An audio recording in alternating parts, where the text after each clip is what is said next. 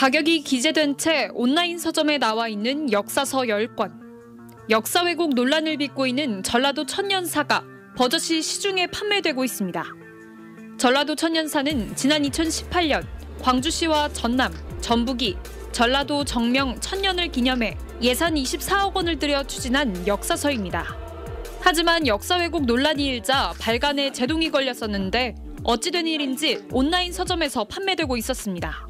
수정할 듯이 이렇게 이야기했는데 창고에 쌓아놓고 그렇게 이야기하는 편찬위원회가 대단히 기만적인 모습을 보였다고 보는 것이죠. 비매품인데 어떤 경로를 통해서 시장에 나갔는지 그것도 밝혀내야 되는 겁니다.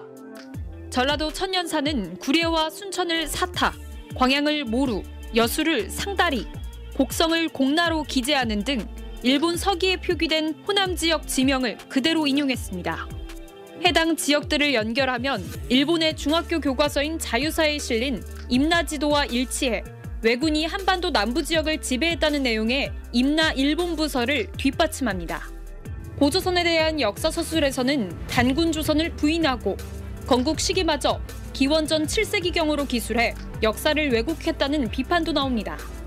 정치권에서도 국회 기자회견을 열고 전라도 천년사 사업에 대한 행정사무조사와 서적 전면 폐기를 촉구하고 나섰습니다.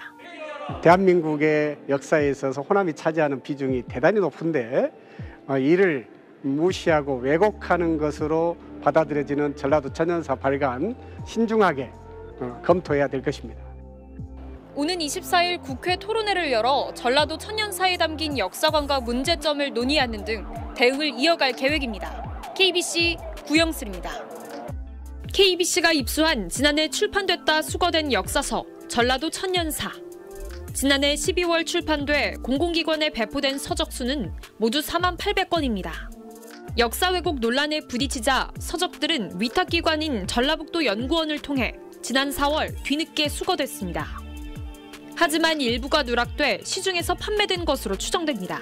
12월 안에 다 배포할 예정으로 인쇄가 다 마무리된 상태였어요. 배포하던 도중에 다시 다 수거했어요. 맨 앞부분 한 박스가 이게 어디선가 중고업자에게 얻게 된 거예요.